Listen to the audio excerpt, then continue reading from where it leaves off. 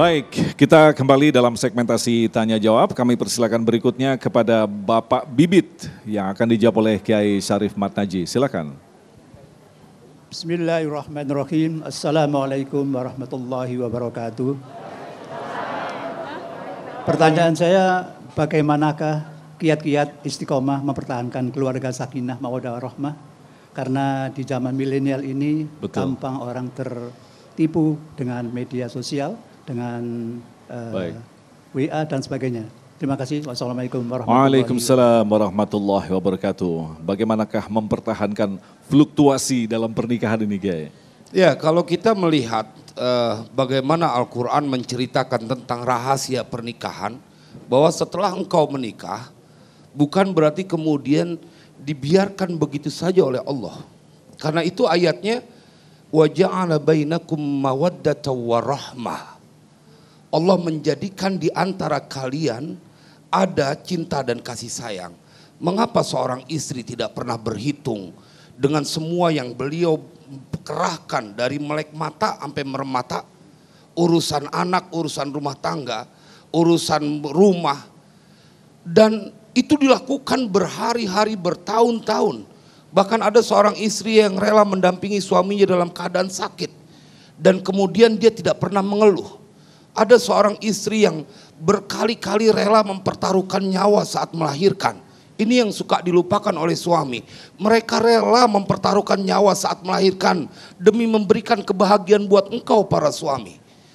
Dan mereka juga ikhlas ketika tadi disebut ijab kabul dalam pernikahan. Begitu gede nikah yang disebut nama bapaknya. Padahal yang begitu bertaruh nyawa adalah istrinya. Betul kan?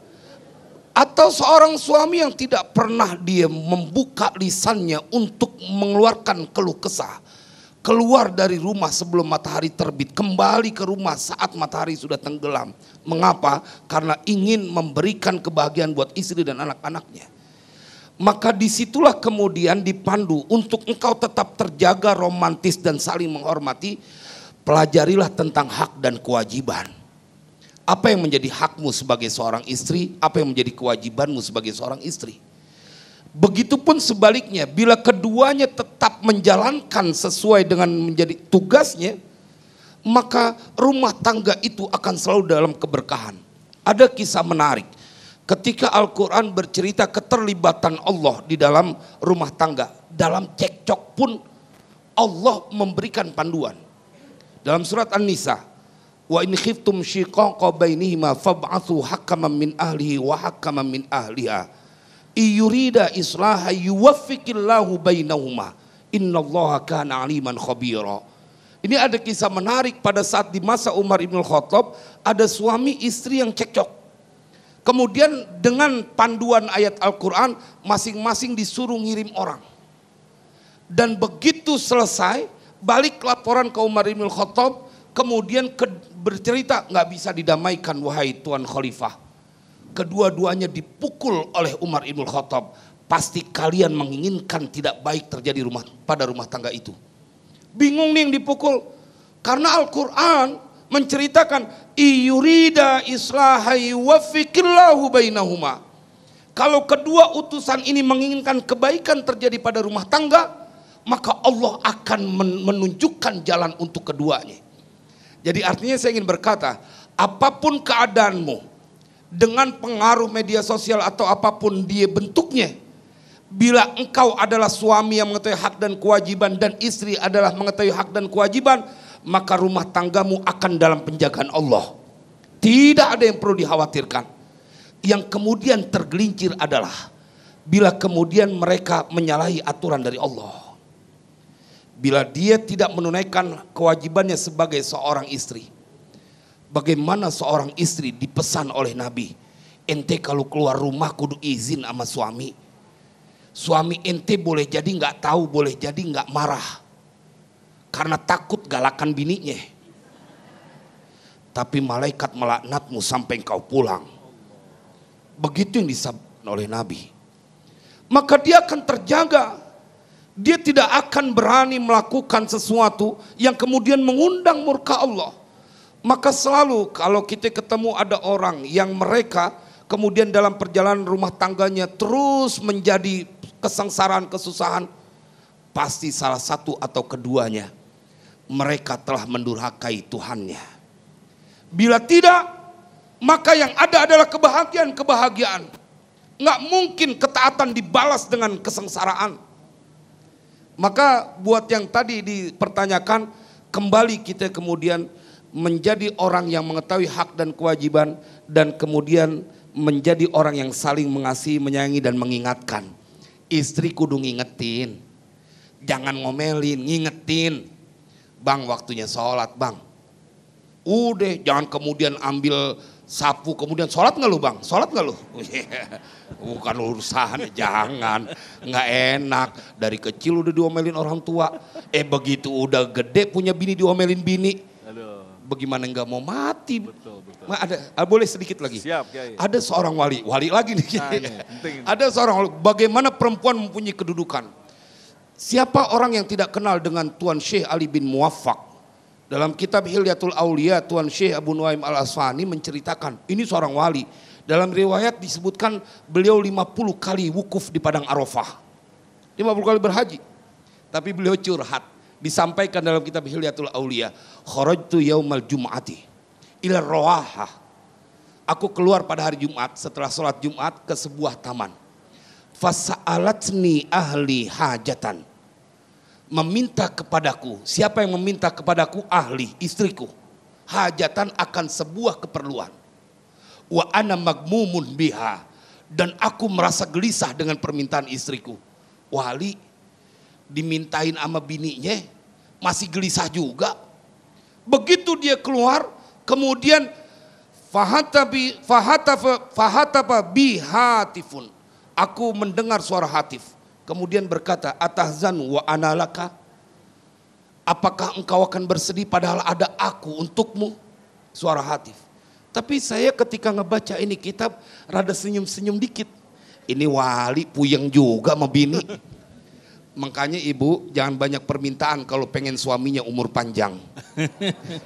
Kalau banyak permintaan suami dia mikirin biar kata diem, tapi dia tetap mengusahakan. Kenapa suami banyak korupsi? Jangan-jangan karena banyak tuntutan di rumah tangganya. Nah, terjawab sudah. Baik, terima kasih Kiai. Selanjutnya kami persilakan kepada Ibu Dahlia yang akan dijawab oleh Kiai Khalil Nafis. Silakan. Bismillahirrahmanirrahim. Assalamualaikum warahmatullahi wabarakatuh. Pak Ustadz, izin bertanya. Apa kiat-kiat yang bisa diterapkan dalam suatu pernikahan agar pernikahan tersebut bisa berjalan dengan sesuai dengan Al-Quran. Terima kasih Pak Ustadz. Assalamualaikum. Waalaikumsalam. Silakan Kiai. Saya juga lagi mikirin itu Bu. Memang yang punya masalah jamaah doang. Terus Ustadz nggak punya masalah gitu loh. Ini Ustadz punya masalah juga. Kalau gitu kita bagi-bagi curhat aja kalau gitu ya. Ibu bapak sekalian, kita akan terasa nikmat dan nyaman kalau landasannya itu ikhlas. Kalau ikhlas sudah ada dalam hati, itu apapun nyaman. Ibu-ibu tidak akan mengeluh kalau ikhlas. Sambil menggoreng, sambil nyuapin anak, sambil kakinya ngepel, ya kan? Sambil sebelahnya chatting gitu. Itu sekaligus bisa dikerjain oleh ibu-ibu. Sambil berangkat sekolah, sambil bawa dagangan, sennya ke kiri, belok kanan. Karena saking bingungnya. Tapi nyampe di rumah dia bisa tersenyum, bisa ketawa. Kenapa? Karena ikhlas.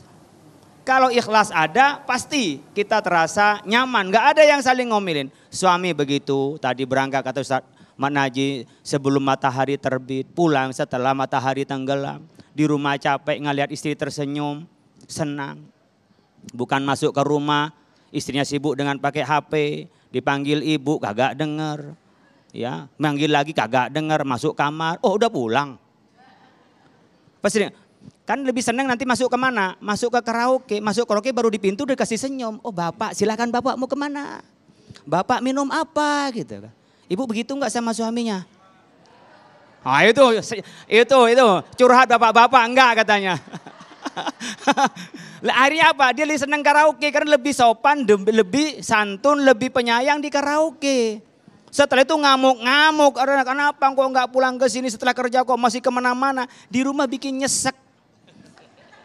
Oleh karena itu Nabi mengajarkan dengan 5 tips ini. Yang pertama adalah antut imaha idza ta'imta. Merasakan apa yang dirasakan oleh pasangan kita. Kalau kita senang makan-makan di warung, ajalah istrinya dimakan di warung, jangan ajak istri orang. Ya kan? Kalau Anda merasakan nggak enak tidak disapa istri, tidak disenyumin, Anda senyum. Laki-laki sulit senyum. Karena istrinya keras di sini laki-laki itu. Ya. Coba kita senyum sama istri, meskipun capek senyum aja, antut merasakan. Gimana kalau ditinggal istri rasanya, bagaimana juga kalau istri ditinggal suami rasanya. Kalau saling merasakan, insya Allah kita bisa adaptasi, bisa saling mengerti. Yang kedua, wa antak suha idak tasaita. Kita berpakaian sebagaimana yang kita pakai. Ya, kalau kita senangnya rapi, kan senang suami rapi begini. Senang iya, ya kalau di rumah jangan pakai daster yang lubang-lubang dong. Yang udah sobek gitu kan.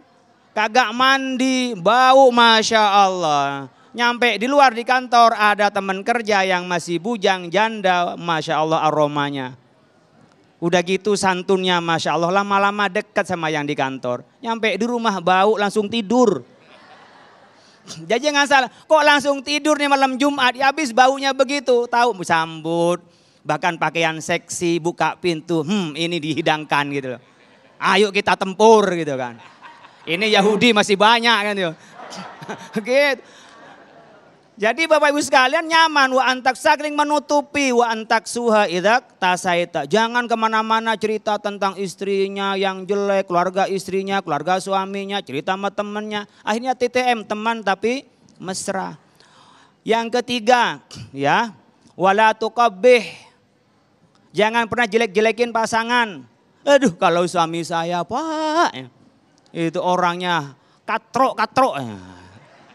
Gitu juga nanti yang suaminya, aduh kalau istri saya cerewet, gini nggak ngerti, ini takut nggak bisa ditinggal, apa-apa tergantung sama saya. Ruwetlah istri saya ngomong sama yang lain. Wala tuqabbih. Bahkan sampai orang tuanya pun jangan diceritain. Ya, jangan orang lain, orang tuanya jangan diceritain. Cukup saling mengisi antar keduanya. Wala tahjur illa fil bait. Ya, wala tuqab yang jelek-jelekin, wala tadribil wajah, jangan sampai melakukan kekerasan. Wala tahjur illa fil. Kalau kita berantem jangan pernah keluar dari rumah. Kalau keluar dari rumah mau balik lagi gengsi. Ini cara mempertahankan kerukunan dalam keluarga. Karena waktunya habis saya nggak bisa teruskan. Terima kasih.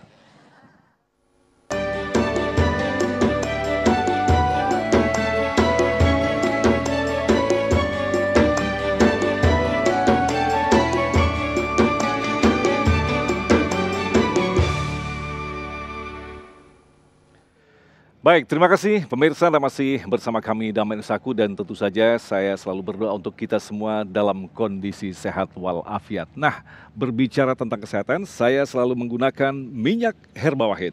Pemirsa, minyak herba wahid merupakan minyak balur dan gosok herbal multifungsi dan berkhasiat karena mengandung ekstrak brotowali, sambiloto dan habatus sauda yang secara medis diketahui berfungsi sebagai antiinflamasi yang dapat menghilangkan gejala bengkak pada luka dan gejala pegal linu pada tubuh. Pemirsa, minyak herba wahid ini merupakan minyak yang multifungsi, cocok digunakan untuk pijat urut, bisa juga untuk luka memar, luka bengkak, luka bakar, hingga luka digigit serangga. Bisa juga untuk dibalur jika perut kembung, masuk angin, pegal linu. Nah, kalau keselio atau encok, tinggal digosokkan, kemudian bahkan cocok dibalurkan ke seluruh tubuh anak supaya anak tidak gampang sakit. Alhamdulillah telah hadir bersama kita Ibu Lia. Assalamualaikum Ibu Lia. Waalaikumsalam warahmatullahi wabarakatuh. Wah, Ibu Lia ternyata membawa minyak herbawi juga nih. Iya Pak. Bisa berbagi pengalaman tentang khasiat minyak ini. Iya Pak. Di rumah kita pakai ini di rumah. Ya. Kalau suami pulang kerja pegal atau masuk angin, minta diurutin, bisa dipijit pakai minyak ini. Kemudian juga kalau kita masak kena minyak cipratan goreng, minyak, ya. atau kena air panas, luka ini bakar, luka gitu bakar ya. bisa Oke. dengan ini. Digosokkan. Iya. Juga anak-anak nih kalau jatuh, memar, pakai ini. Saya selalu pakai ini setiap hari atau mau tidur kita balurin ini. Ya. dan aromanya harum, tidak menyengat, dan sangat berkhasiat. Masya Allah, ternyata memiliki banyak manfaat ya Betul, Bunda. Pak. Baik, dah pemirsa, bagi Anda yang ingin mendapatkan minyak herba wahid, Anda bisa mendapatkan sekarang juga melalui Indomaret dan Alfamart dekat rumah Anda, dan juga tersedia di apotek, kemudian toko obat terdekat. Jadi selalu sedia minyak herba wahid di rumah. Minyak balur dan gosok herbal multifungsi, insya Allah bermanfaat. Sekali lagi, ketika kita sudah mulai mengeluh, merasakan sakit, langsung ambil minyak herba wahid. Minyak herba wahid, pertolongan pertama pada penyakit. Kita akan kembali selepas pesan-pesan berikut ini.